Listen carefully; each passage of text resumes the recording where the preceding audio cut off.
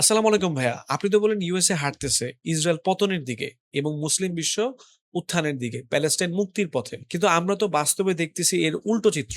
USA এখনো ইরানে attack করতেছে, ইসরায়েল লেবাননে হামলা চালাইতেছে এবং আমরা তো প্রতিদিন ওয়েস্ট ব্যাংক প্যালেস্টাইনে আমরা দেখতেছি যে হতাহত ঘটনা ঘটতেছে। তো আপনি যদি ভাই একটু ক্লিয়ারলি বলতেন, what do you mean by that?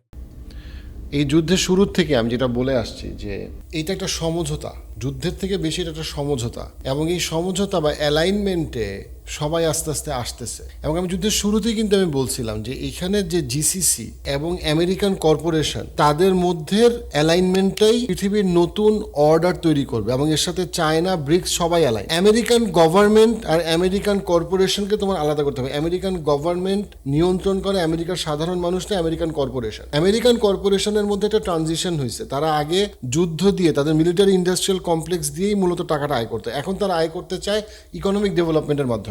ইরানকে তারা একটা ইকোনমিক অপরচুনিটি মনে করে। একই সাথে জিসিসি ইরান ইনভেস্ট করতে চায়। জিসিসি চায় প্যালেস্টাইন স্বাধীন হোক। জিসিসি মানে কি? মূলত সৌদি আরব এবং সৌদি আরবের সাথে অন্যান্য আরব দেশ, বাট মূলত সৌদি আরব, কাতার, ইউএই, কুয়েত, এই পুরো রিজনটা, বাট মূল দেশ হচ্ছে যেখানে সৌদি আরব। টার্কি সেটা চায়, চায়না সেটা চায়। So this war is the big alignment. আমি তোমাকে যেটা প্রশ্ন করি যে কেন এখন এই 14টা পয়েন্টের চুক্তিটা হইল, নেতানিয়াহু বলল এবং ডোনাল্ড ট্রাম্প বলল, দুইজনেই কথাটা বলছে, আমার সাথে কেউ যোগাযোগও করে নাই। তার মানে ইসরায়েলকে কেউ পাত্তাও দিচ্ছে না, ইসরায়েলকে এলিয়েনেট করা হয়েছে। এবং ইরানের সাথে আমেরিকার যে 14 পয়েন্টের চুক্তি, সেই চুক্তি ইসরায়েলের পরাজয়, চূড়ান্ত পরাজয়। সিরিয়ায় বাশার আল আসাদের চলে যাওয়া ইসরায়েলের পরাজয়। সিরিয়া পুরোপুরি নিয়ন্ত্রণ করে টার্কি এবং সৌদি আরব, তাদের সরকারি অফিস থেকে শুরু করে তাদের ফরেন পলিসি 100%। তোমার প্রত্যেকটা জিনিস যা কিছু হচ্ছে মিডল ইস্টে, সবকিছু হচ্ছে জিসিসি, টার্কি, চায়না এবং American corporation, not American government, for American people. American people এখন simply colonized by American corporation. এদের অ্যালাইনমেন্টটা হচ্ছে। এখন প্রশ্ন হচ্ছে এরা কি চায়, এটা তোমাকে বুঝতে হবে। এরা কি চায়? এরা যেটা চায় সেটা হচ্ছে এই টোটাল মিডল ইস্টের যেই কতগুলা ফ্যাক্টরের জন্য ইকোনমিক ডেভেলপমেন্ট বাধাগ্রস্ত হচ্ছে, সেই ফ্যাক্টরগুলোকে নির্মূল করতে। সেই ফ্যাক্টরগুলো কি? সেই ফ্যাক্টরগুলোর একটা হচ্ছে গিয়ে ইসরায়েলের আগ্রাসন, মিলিটারি আগ্রাসন। এটা তাদের কাছে এখন একটা loss project, return on investment খারাপ। সো ইসরায়েলকে পুরাপুরিভাবে আরবদের সাথে ইন্টিগ্রেট করতে বাধ্য করা হচ্ছে। সম্ভাবনা খুবই বেশি যে এই বছর নেতানিয়াহু সরকারের পতন হবে, চরম ডানপন্থী সরকারের পতন হবে। নতুন যে সরকার আসবে সেই সরকার আরবদের প্রতি, টার্কির প্রতি অনেক বেশি সফট হবে, এবং তারা প্যালেস্টাইনকে স্ট্র্যাটেজিক্যালি স্বাধীন করবে, কারণ তারা করতে বাধ্য। আবার কি হবে? ইরানের যে, এটা হচ্ছে প্রথম কথা। দ্বিতীয় যে পয়েন্টটা সেটা হচ্ছে গিয়ে কি, সেটা হচ্ছে যে ইরানের যতগুলো প্রক্সি গ্রুপ আছে, সেই প্রক্সি গ্রুপগুলোকে নির্মূল করা হবে। প্রক্সি গ্রুপ ইরানের মূলত 3টা: হিজবুল্লাহ, হুথি ইয়েমেনে এবং হামাস। এই 3টা গ্রুপকে নির্মূল করা হবে। এখন আমাদের যে প্রবলেমটা সেটা হলো, আমরা যখনই শুনি যে হামাস নির্মূল হবে, আমরা মনে করি তাহলে প্যালেস্টাইন আর স্বাধীন হবে না। না, প্যালেস্টাইন স্বাধীন হওয়ার জন্য হামাস কোনো শর্ত না, প্যালেস্টাইন স্বাধীন হওয়ার জন্য হিজবুল্লাহ কোনো শর্ত না। হ্যাঁ, অবশ্যই হামাসে অনেক ভালো মানুষ আছে যারা মারা গেছে, আমরা আশা করি, দোয়া করি তাদেরকে আল্লাহ শহীদ হিসেবে কবুল করবেন, সেটা ঠিক আছে। কিন্তু আপনাকে এটা বুঝতে হবে যে প্যালেস্টাইন স্বাধীন হইতে গেলেই হামাস আপনার লাগবে, ব্যাপারটা এরকম না।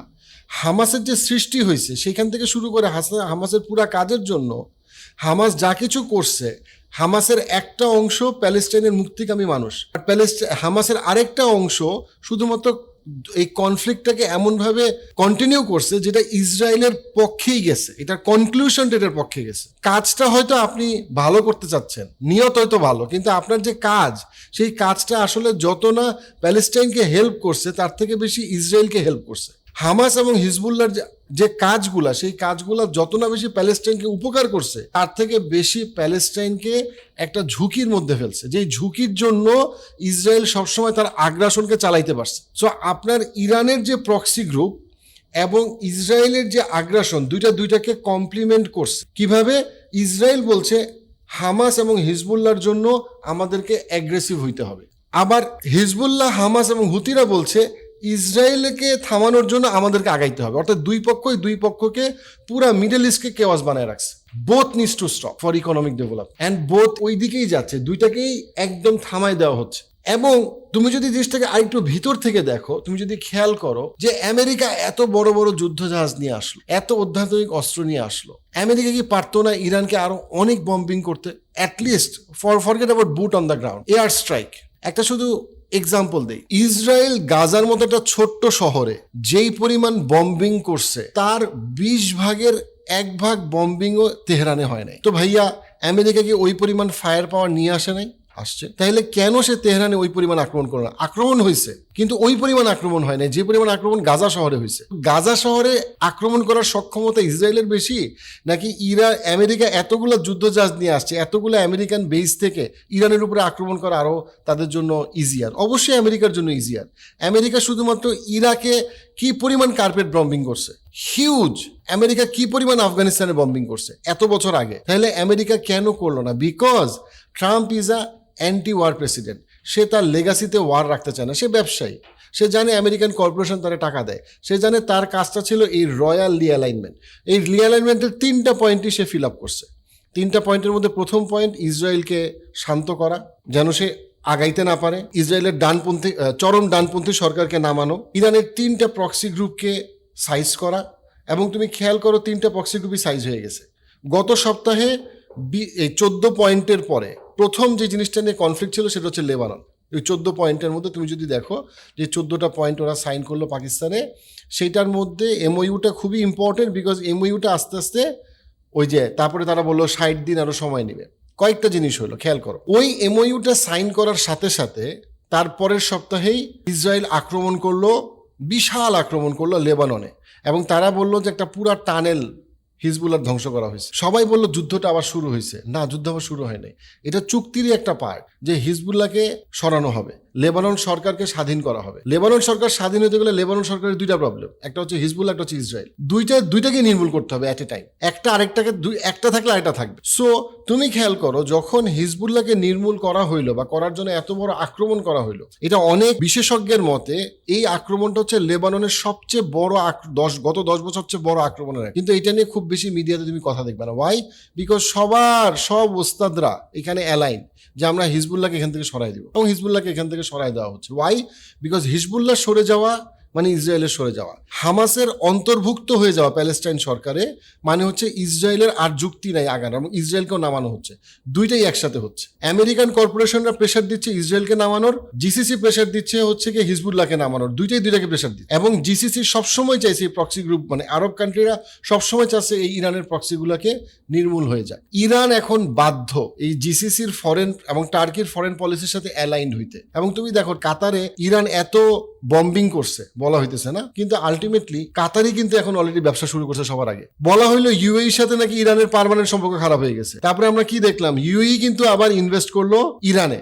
তার মানে হইলো ইট ইজ দ্য গ্রেট রিঅ্যালাইনমেন্ট। এবং তুমি যদি খেয়াল করো যে ওই 14টা পয়েন্টের মধ্যে পয়েন্টটা ছিল যে আমেরিকান বেসগুলোকে রিমুভ করা হবে। দেখো আগেই কিন্তু আমেরিকান বেসে আক্রমণ করা হয়েছে। আমেরিকান বেসে এরকম আক্রমণ যেটা ইরান করছে সেটা আমরা সেকেন্ড ওয়ার্ল্ড ওয়ারের পরের কোনো দেশকে করতে দেখিনি। এতগুলা আমেরিকান বেস মিডল ইস্টে কেন বাস খাইলো? এবং তারপরেও আমেরিকাকে অনেকগুলো B2 বম্বার, নিউক্লিয়ার বোম বাদি দাও, নিউক্লিয়ার বোম ছাড়াও তো আমেরিকার অনেক কিছু আছে, হাইপারসনিক মিসাইল থেকে শুরু করে B2 বম্বার থেকে শুরু করে কত কিছু আমেরিকা পাঠাইতে পারে, কিছুই পারেনি আমেরিকা কম্পেয়ার টু তার যে পরিমাণ ফায়ার পাওয়ার ছিল। ওয়াই?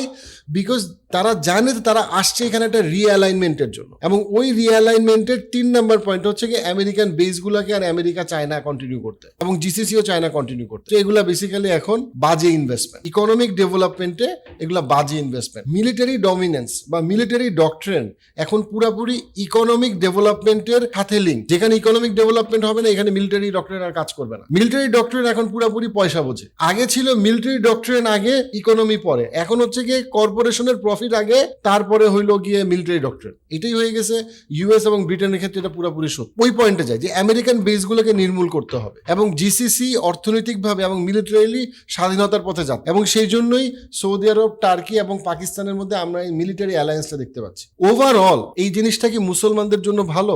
অবশ্যই ভালো। ওভারঅল প্যালেস্টাইন কি স্বাধীনতার পথে যাচ্ছে? অবশ্যই যাচ্ছে। এবং যখন সৌদি আরব অথবা গালফ কান্ট্রিরা, খেয়াল করো 14টা পয়েন্টের মধ্যে সুন্দর করে লেখা, $300 বিলিয়ন ইরানে কে দিবে? এটা দিবে হচ্ছে গিয়ে তার রিজনাল পার্টনার। এখন আমেরিকার রিজনাল পার্টনার কে? জিসিসি, আরব কান্ট্রি, মূলত সৌদি আরব, কাতার, ইউএই, এরাই হচ্ছে গিয়ে এইখানকার রুই কাতলা, এরা টাকাটা দিবে। তারপরের সপ্তাহে কাতারের আমির কি বলছে? ইরান ইনভেস্টমেন্টের জন্য খুব ভালো জায়গা। এইবারের যে ফিউনারের মধ্যে দেখো সব আরব কান্ট্রিরা আছে, কিন্তু আমেরিকা অথবা ইউরোপের তেমন কোনো লিডারই নাই। তার মানে কি, এই যে ফিউনারেল, আয়াতুল্লাহ খোমেনির যেই শাহাদাত বরণের পরবর্তী যেই পৃথিবীর ইতিহাসের সবচেয়ে বড় জানাজা, এই জানাজায় আরব কান্ট্রিগুলার এবং মুসলিম কান্ট্রিগুলার রিপ্রেজেন্টেশন, মুসলিমদের যে ঐক্য, সেই ঐক্যের যেই নিদর্শন, সেই নিদর্শনকে দেখান।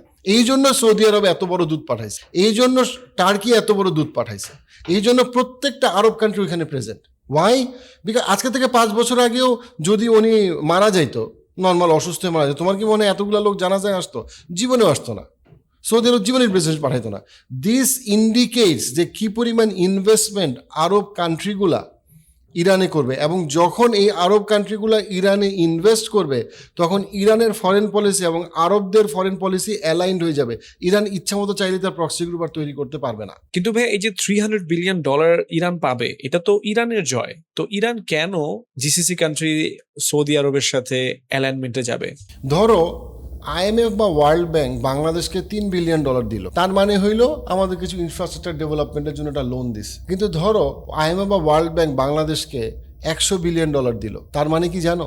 তার মানে হচ্ছে বাংলাদেশ আর অর্থনৈতিকভাবে স্বাধীন না। এইবারও যখন আমেরিকার সাথে বাংলাদেশের এত কিছু হয়েছিল, এত অ্যাগ্রিমেন্ট নিয়ে কথা হচ্ছিল যে আমেরিকার সাথে ডিলটাকে আমাদের জন্য ফেয়ার হইলো না আনফেয়ার হইলো, দেবপ্রিয় স্যার কিন্তু একটা ওয়ার্ড উচ্চারণ করছে। দেবপ্রিয় স্যার বাংলাদেশের সবচেয়ে নলেজেবল ইকোনমিক্সদের একজন, এবং পার্টিকুলারলি ম্যাক্রো ইকোনমিক্সে এবং ফরেন এই ধরনের ডিলের ক্ষেত্রে, এবং উনি একটা ওয়ার্ড উচ্চারণ করছে, সেটা হচ্ছে উনি প্রশ্ন করছেন আমেরিকার সাথে বাংলাদেশের এই অর্থনৈতিক চুক্তি কি বাংলাদেশের অর্থনৈতিক স্বাধীনতার জন্য, ইকোনমিক সভারেন্টির জন্য একটা থ্রেট কি না।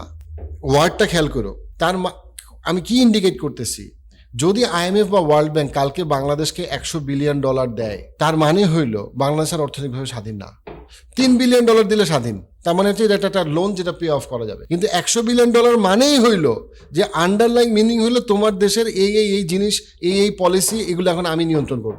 আরব কান্ট্রিরা যখন ইরানের এখন যে economic crisis, massive crisis economic, মানে 1979 থেকে তাদের যে ইকোনমিক সিচুয়েশন সেটা ভয়ঙ্কর বাজে, এবং পৃথিবীর বিভিন্ন জায়গায় যখন বলা হচ্ছে যে ইরানের যে টাকাগুলো ফ্রিজ হয়ে আছে সেই টাকাগুলোকে আবার ফ্লুইড করে দেওয়া হবে, ফ্লেক্সিবল করে দেওয়া হবে, এগুলাকে বেসিক্যালি এগুলোর উপরে স্যাংশন উঠায় নেওয়া হবে, এইটার মানেই হইল যে এই $300 বিলিয়ন হচ্ছে একটা ইনভেস্টমেন্ট।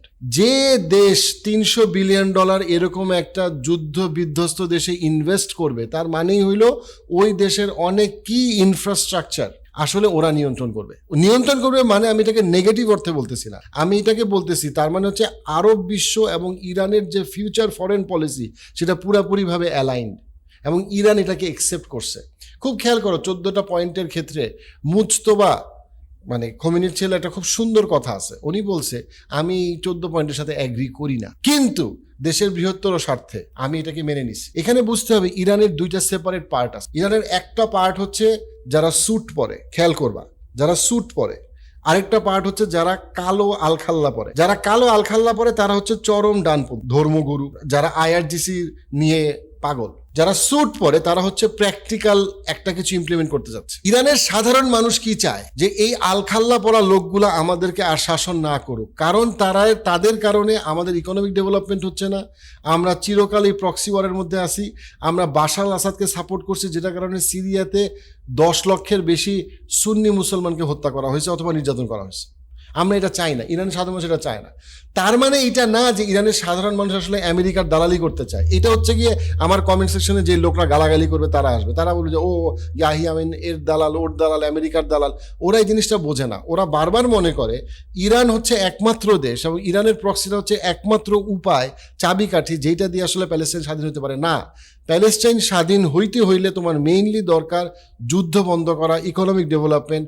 সৌদি আরব, ইরান, টার্কি সহ পুরা মিডল ইস্টার্ন কান্ট্রি এবং চায়না যখন পুশ করবে, প্যালেস্টাইন স্বাধীন হতে বাধ্য হবে। প্যালেস্টাইন স্বাধীন হওয়ার জন্য হামাস অথবা হিজবুল্লাহ অথবা হুতি শর্ত না।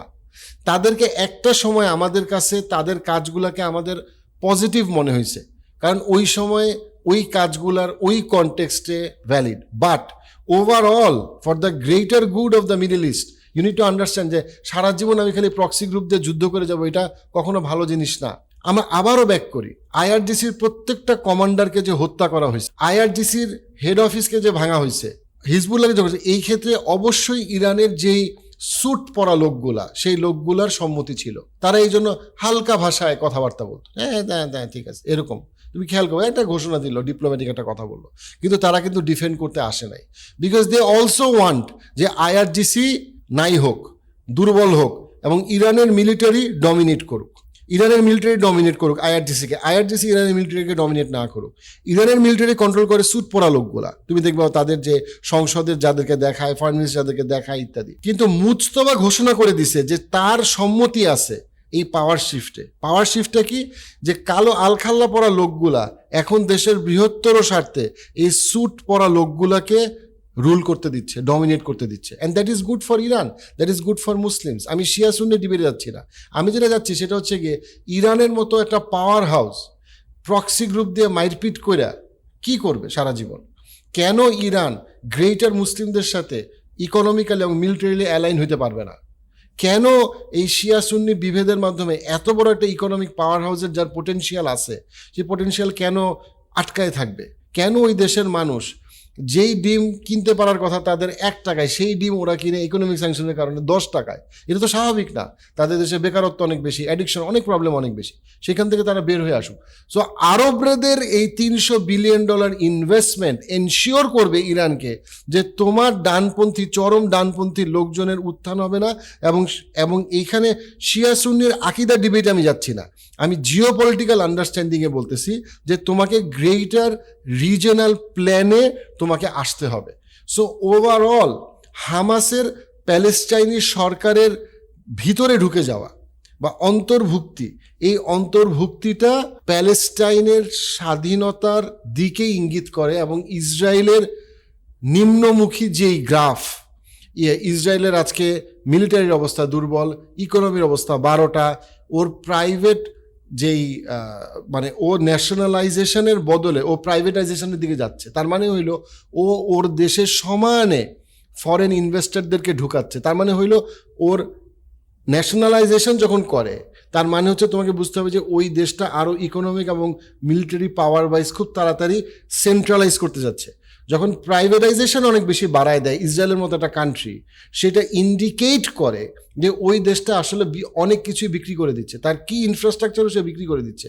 তার মানে হচ্ছে এখানে চরম ডানপন্থী সরকার অথবা চরম বামপন্থী সরকার খুব বেশি আগাইতে পারবে না। সো অল ইন অল এই যুদ্ধটা একটা সমঝোতার যুদ্ধ। এই যুদ্ধটা ইরাক যুদ্ধ অথবা ভিয়েতনাম যুদ্ধের মতো কোনো যুদ্ধ না। এই যুদ্ধটা রাশিয়া ইউক্রেনের যুদ্ধের মতো যুদ্ধ না। এই যুদ্ধটা শুরু হয়েছে এবং এখন শেষের পথে আছে শুধুমাত্র এই কারণে যে এই বিশাল যে রিঅ্যালাইনমেন্ট এবং মাল্টিপোলার ওয়ার্ল্ডের যে ট্রানজিশন, সেই ট্রানজিশনকে এনশিওর করার জন্য। বাট আলটিমেটলি এই ট্রানজিশনটা মুসলমানদের জন্য গত 100 বছরের সবচেয়ে বড় বিজয়।